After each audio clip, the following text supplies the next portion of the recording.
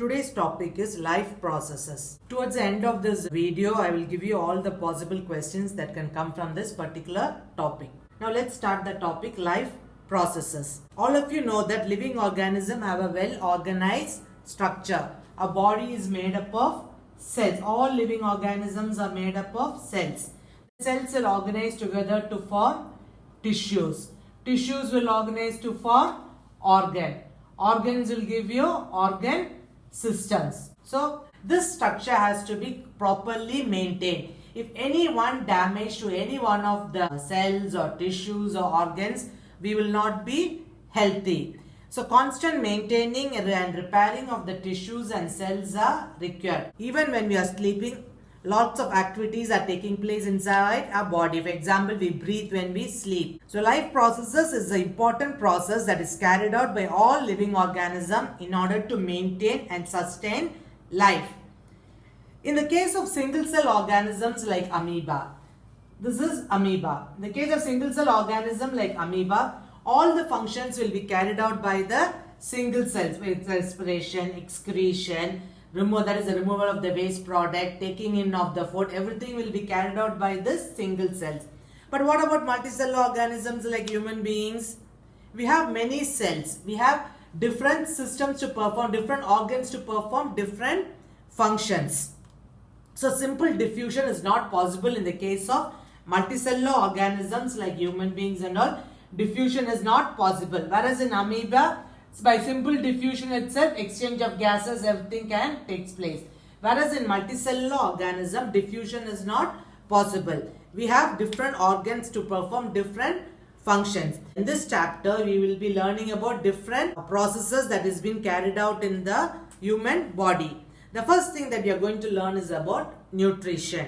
Food provides energy for various metabolic activities in our body. For example, for the growth of new cells, repair, replacement of the cells, to fight against diseases, all this will be given by the food.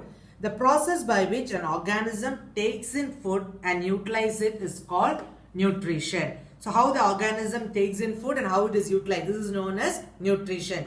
And the materials that provide nutrition are known as nutrients. Nutrients means they are the materials.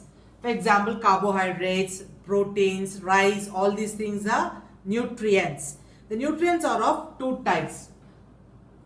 Two types of nutrients are required by our body. One is known as micronutrients, the other one is known as macronutrient. Micro means what? Required in very few quantities, like minerals and vitamins. Minerals and vitamins we require in a very few quantity, but it is an essential item. If you don't have proper vitamins and minerals, that will cause diseases.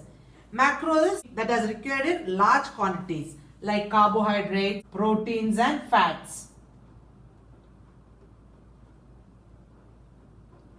So nutrition means the process by which organism takes in food and utilizes it. The substances are known as nutrients, and nutrients are of two types, micro and macro. Micro means are required in small quantities. Micro means small quantity. Macro means large quantity. Micronutrients includes minerals and vitamins. Macronutrients includes carbohydrates, proteins and fats. The nutrition can be divided into two types. One is known as autotrophic nutrition.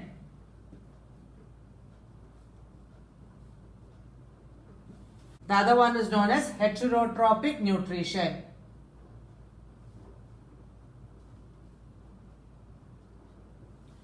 Autotrophic nutrition means they can prepare the organisms that can prepare their own food.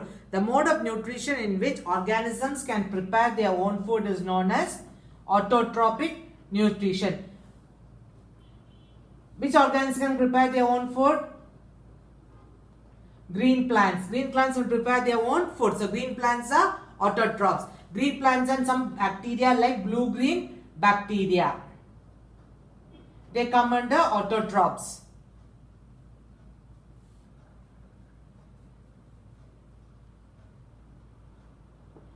Heterotrophs means organisms that depend directly or indirectly on other organisms for their food is known as heterotrophic nutrition. The mode of nutrition in which the organism can prepare their own food is known as autotrophic nutrition. Example for autotrophic nutrition are plants and blue-green algae. Heterotrophic nutrients are human beings, animals, all these depend upon directly or indirectly on other organisms. First we'll study about autotrophic nutrition. That is about the green plants, how they get their foods and how do they prepare their food. Green plants prepare their own foods by a process known as photosynthesis. This photosynthesis you would have learned in smaller classes.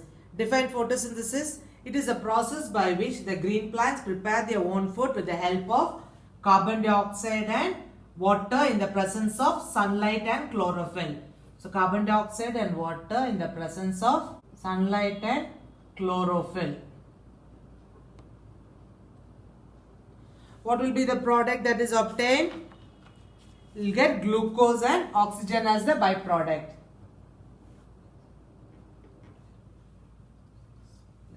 Oxygen.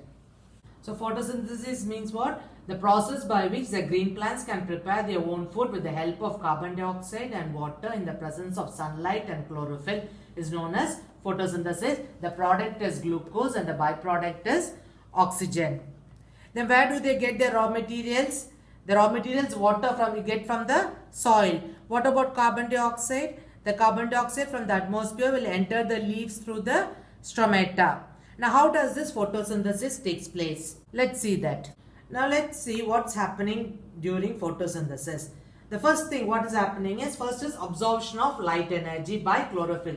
The leaves will absorb the light energy by chlorophyll. This is the first process that is taking place. Next, the second process. Next step is the light energy will be converted into chemical energy. So second step is light energy is getting converted to chemical energy. And these water molecules will be split up into hydrogen and oxygen.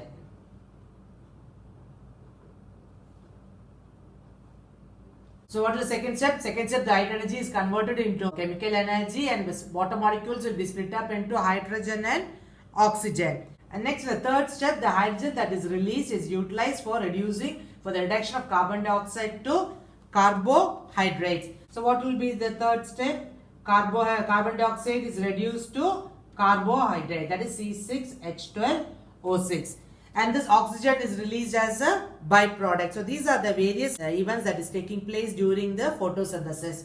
Let's see the points one more. First, light energy is absorbed. Second, light energy is converted into chemical energy, and also splitting of water molecules into hydrogen and oxygen takes place. And this hydrogen that is released will be used for the reduction of carbon dioxide to carbohydrates, and oxygen is released as a byproduct. You will get questions. Name the byproduct that is released during photosynthesis. That is oxygen. Name the product. It is carbohydrates. Let's see cross section of leaf under the microscope. The upper layer of the leaf is known as the upper epidermis.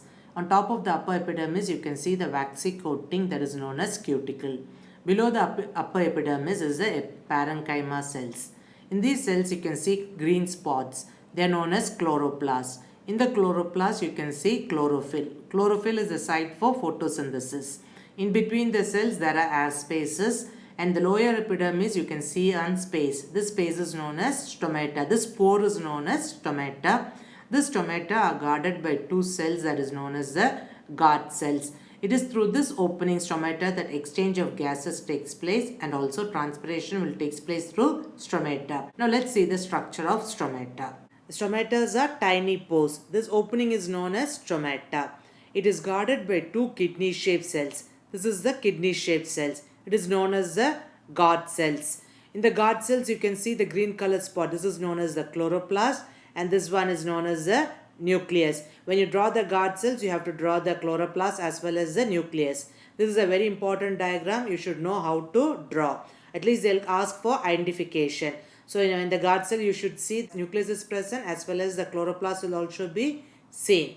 So what is the structure? This opening is known as the stomata. The kidney-shaped cells are known as the guard cells. And inside the guard cells, you can see the chloroplast and nucleus. What is the function of stomata? It helps in the exchange of gases. That is, carbon dioxide will enter the stomata and also oxygen will be given out. Both oxygen and carbon dioxide exchange of gases takes place through stomata.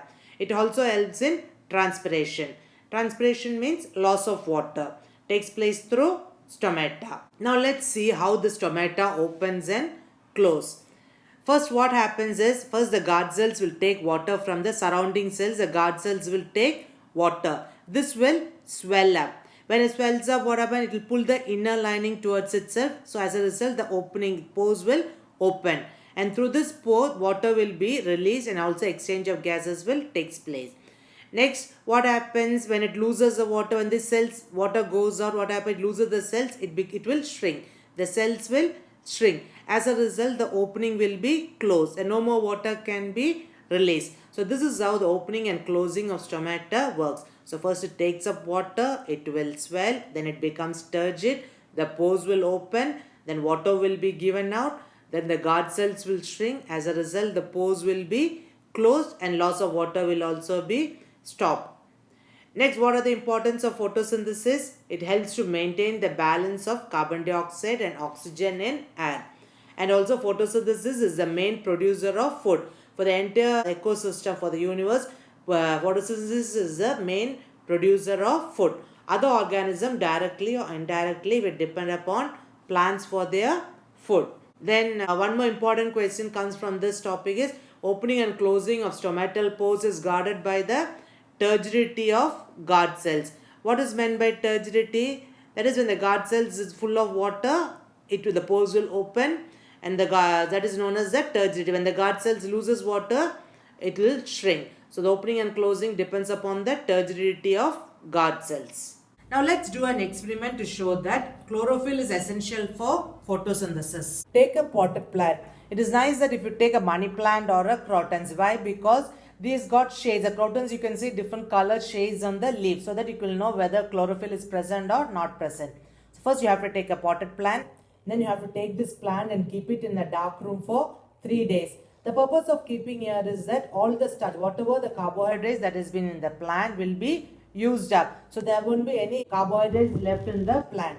Now take this plant and keep it in the sunlight for 6 hours. Then you have to pluck a leaf from the plant. Mark the green areas in it and trace them on a sheet of paper. Take a sheet of paper and trace all the green areas. Dip the leaf in a boiling water. For a few minutes you have to dip it in a boiling water. Then you have to immerse it in a beaker containing alcohol. This beaker is placed in a water bath and then heat till alcohol begins to boil. We cannot directly heat the alcohol. So we'll have to keep it first in the water bath and then we have to heat it.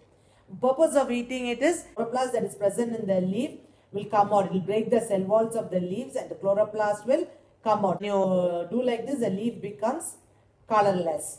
Next, you have to test for the starch. For this, you dip the leaf in dilute solution of iodine for a few minutes.